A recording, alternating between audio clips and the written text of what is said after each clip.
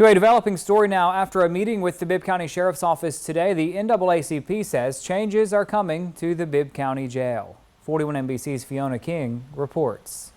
Changes are on the way to the Bibb County Jail after the NAACP had a meeting with the sheriff.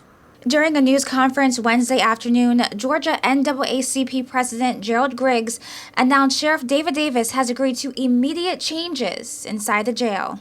Any in-custody deaths will now be investigated by the Georgia Bureau of Investigation. That is standard throughout the rest of the state, and it's good that Macon Bibb will follow the lead of the rest of the state.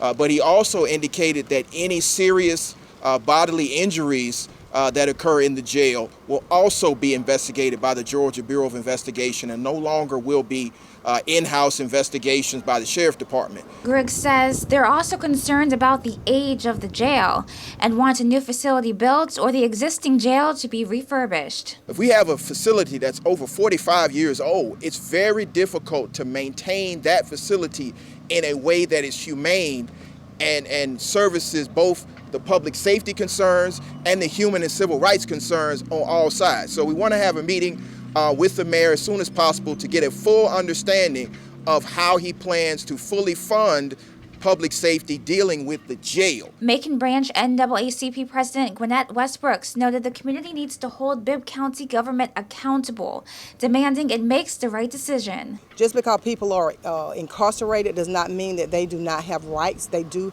have rights, and we want to make sure that those rights are protected.